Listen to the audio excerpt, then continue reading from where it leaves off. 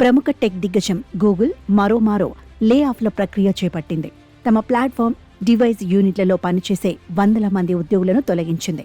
Android software, pixel ఫోన్లు, chrome బ్రౌజర్లలో పనిచేసే ఉద్యోగులపై ఈ వేటు పడినట్లు సమాచారం. ఈ మేరకు పలు మీడియాల్లో కథనాలు వెలువడ్డాయి.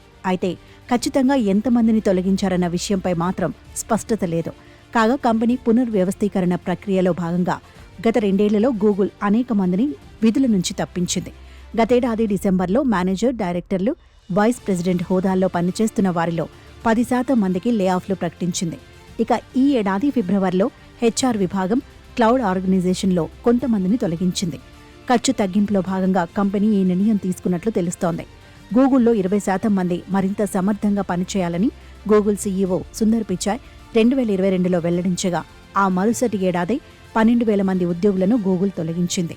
ఇక అమెరికాలో విదేశీ నిపుణులపై ట్రంప్ కఠిన నిబంధనలు అమలు చేస్తున్న సమయంలో లే ఆఫ్ వార్తలు బయటకు వస్తున్నాయి. మరోవైపు మరికొన్ని ప్రముఖ కంపెనీలు కూడా ఉద్యోగుల తొలగింపుకు సిద్ధమవుతున్నట్లు తెలుస్తోంది.